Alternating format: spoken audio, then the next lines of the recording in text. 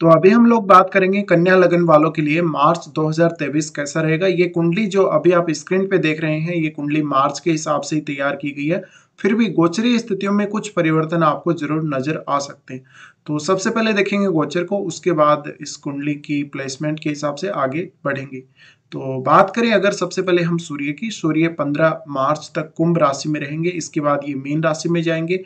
बुध 16 मार्च से मीन में प्रवेश करेंगे, 31 मार्च को मेष में गोचर करेंगे।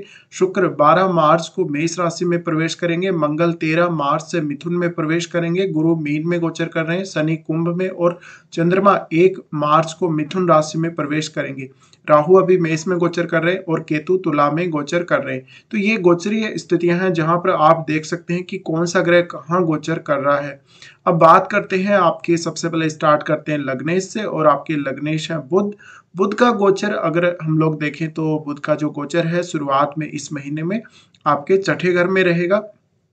तो काम जो आपका दिल्ली का जो काम है, या आपका जो जो भी आपका प्रोफेशन है उससे रिलेटेड जो आपका काम है, उनमें आप सबसे ज्यादा बिजी रहने वाले हैं। 16 मार्च तक की ये स्थिति जब आपको बहुत ज्यादा हार्डवर्क करना पड़ सकता है, बहुत ज्यादा अपना काम है उसको मेंटेन करना पड़ सकता है, अपने रूटीन को मेंटेन करना पड़ सकता है।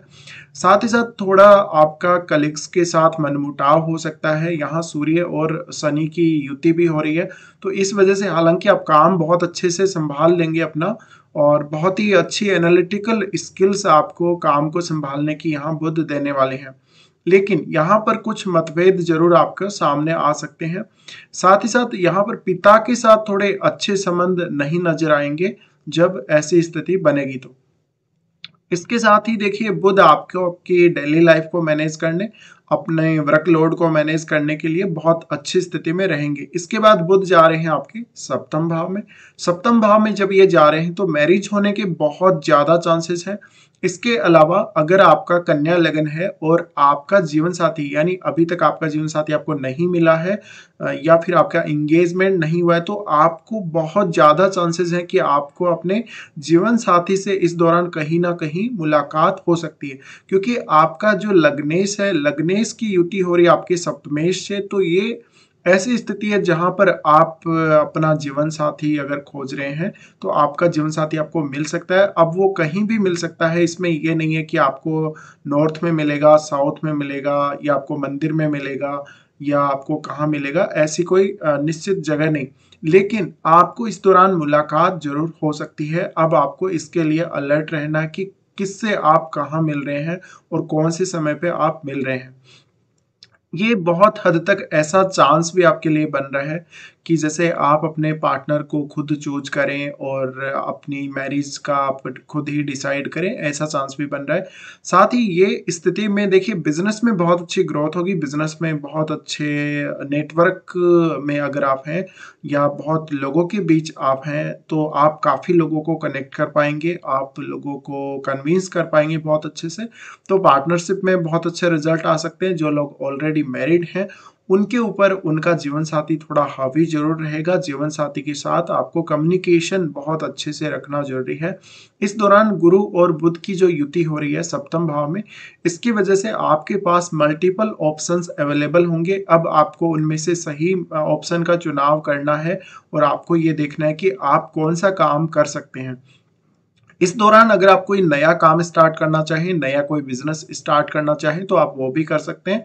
साथ ही साथ आपका जो जीवन साथी है जो आपको सलाह देगा इस दौरान, वो सलाह आपके बहुत ज्यादा काम आएगी, या वो जो सलाह है आपके लिए बहुत ज्यादा अच्छी हो सकती है, सही सलाह हो सकती है।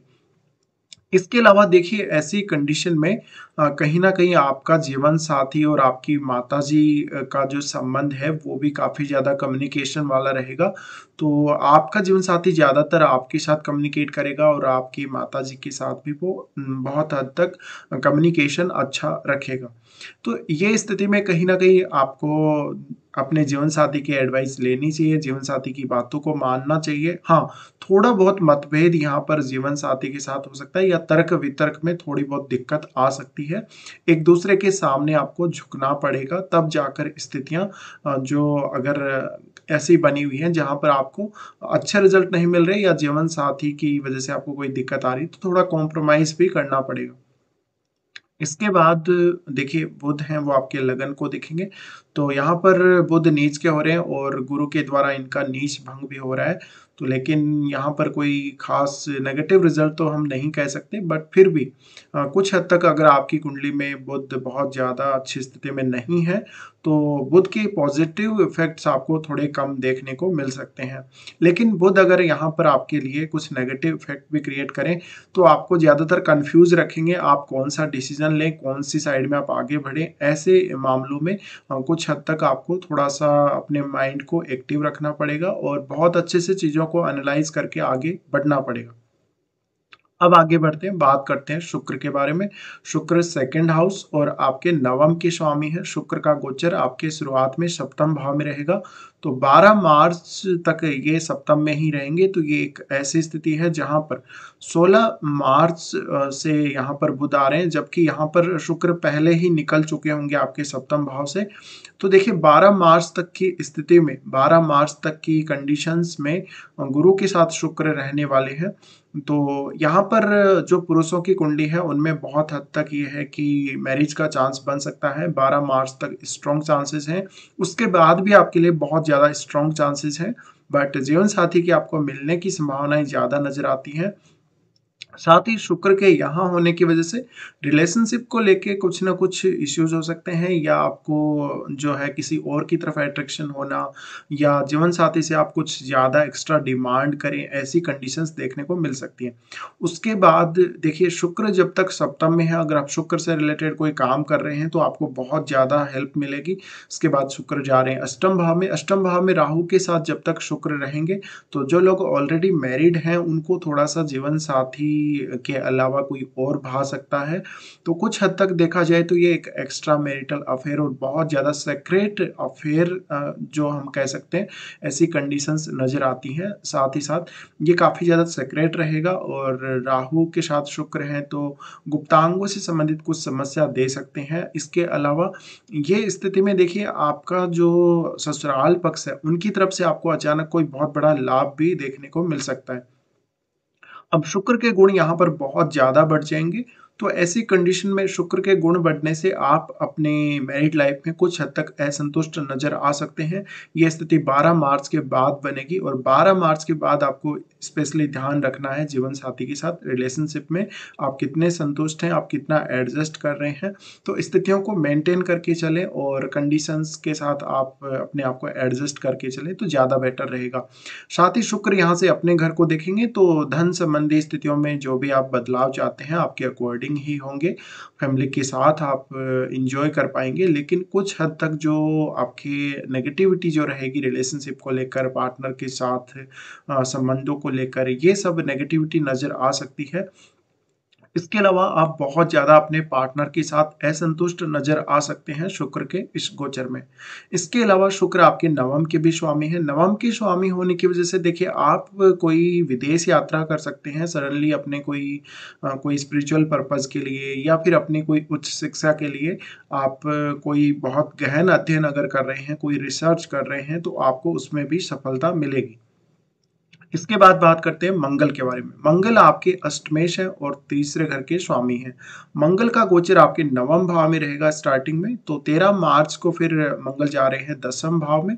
तो 13 मार्च तक की जो स्थितियां हैं, मंगल आपके 9th हाउस में ही रहने वाले। 9th हाउस में मंगल के होने से कुछ हद तक आपको रिलीफ मिलेगा अगर आप उच्च शिक्षा से जुड़े हुए हैं, या कोई बहुत लंबा टूर करना चाहते हैं, लॉन्ग डिस्टेंस ट्रेवल करना चाहते हैं। पिता के साथ थोड़े से मतभेद जरूर नज़र आ सकते हैं। इसी तरीके से आपके अपने गुरुजनों के साथ भी थोड़े बहुत मतभेद नज़र आ सकते हैं। साथ ही साथ ये स्थिति में मंगल जब तक आपके नवम में रहेंगे, भाग्य का एक मजबूत सपोर्ट आपको ज़रूर मिलेगा। उसके बाद मंगल जा रहे हैं आपके 10th हाउस में। 10th हाउस में मंगल के जाने से देखिए मंगल हैं वो आपके तीसरे घर के स्वामी हैं।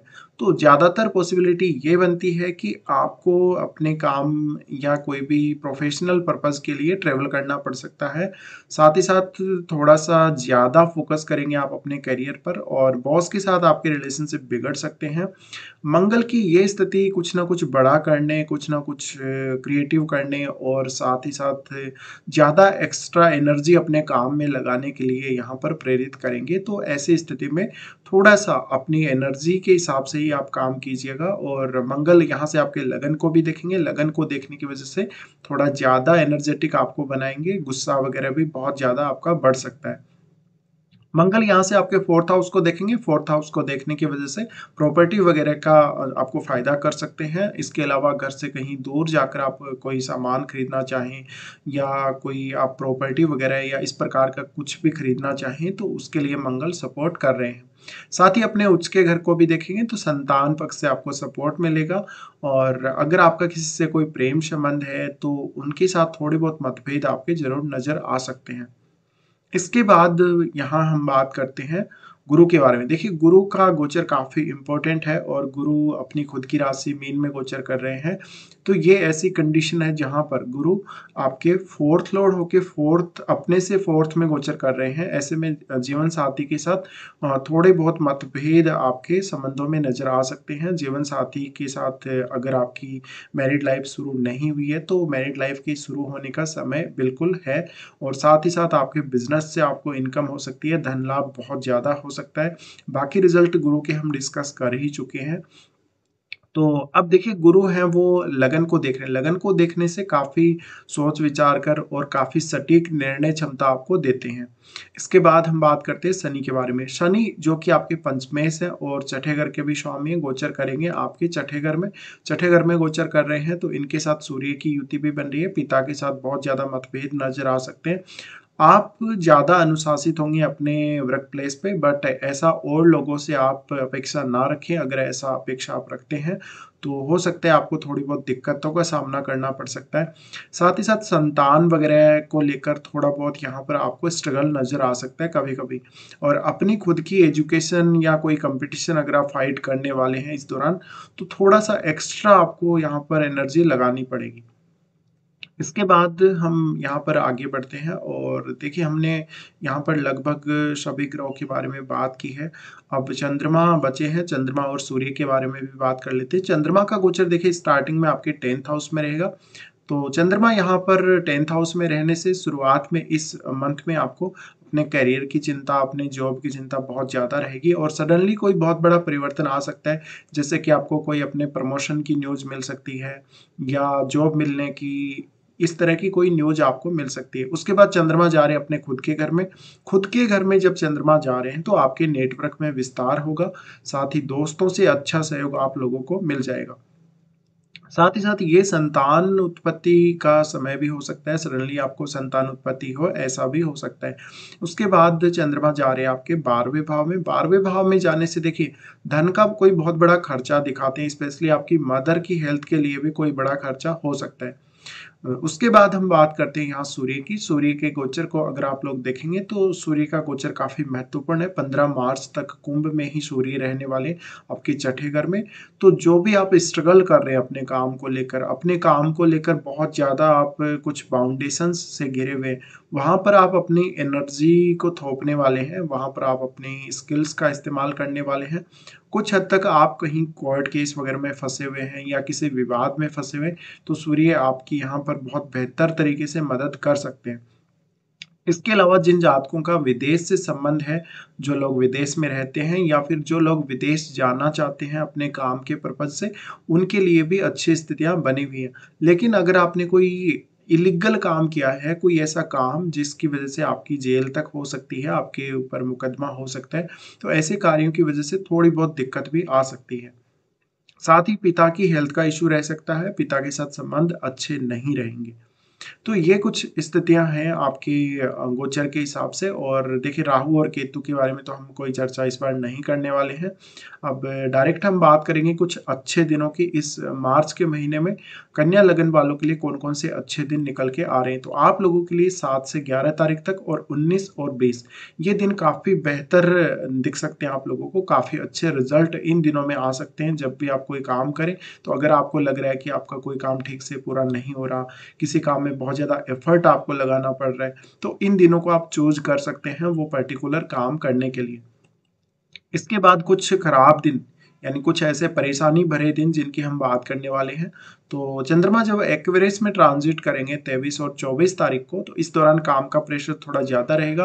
किसी के साथ पैसे वगैरह का लेन-देन करते हैं या किसी के साथ कोई लीगल मैटर है तो सावधानी बरतनी होगी। साथ ही डेली रूटीन को लेकर समस्याएँ हो सकती हैं। चंद्रमा जब मेष राशि में गोचर करेंगे 27, 28 और 29 तारीख को, तो डिसीजन लेने में काफ़ी ज़्यादा दिक्कत होगी, मानसिक रूप से परेशानी होगी और कुछ हद तक आप बहुत ज़्यादा अनस्टेबल फ़ील करेंगे जीवन में। कभी-कभी आपको इन 3 दिनों में फ़ोबिया जैसी स्थिति नज़र आ सकती है। अचानक से मन में भय उत्पन्न होना, इस प्रकार की कुछ स्थितियाँ नज़र आ सकती हैं। उसके बाद चंद्रमा जब लियो में ट्रांज़िट करेंगे 10 और 11 को, तो ये स्थिति आपके धन संबंधी कार्यों के लिए अच्छी नहीं है। बहुत ज़्यादा बड़ा कोई खर्चा हो सकता है। स्वास्थ्य के दृष्टिकोण से देखा जाए तो भी इतनी अच्छी स्थिति नहीं है। सडनली आपने कोई ऐसा काम जिसके लिए आपने प्लान किया ही नहीं, वो काम आपका होगा और उसकी वजह से आपको खर्चा करना पड़ सकता है। 10 और 11 को ऐसी कंडीशन में आपकी नींद हराम हो सकती है, बहुत ज़्यादा बेचैनी बढ़ सकती है मन में और बहुत ज़्यादा फालतू के विचार मन में आ सकते हैं। 10 और 11 को कोई आपको अगर महत्वपूर्ण निर्णय लेना हो, वो आप टालें। ये 2 दिनों में लिया गया निर्णय आपका गलत साबित हो सकता है। तो कुल मिलाकर हम लगभग बात कर चुके हैं फिलहाल, तो इस वीडियो को देखने के लिए आप लोगों को धन्यवाद।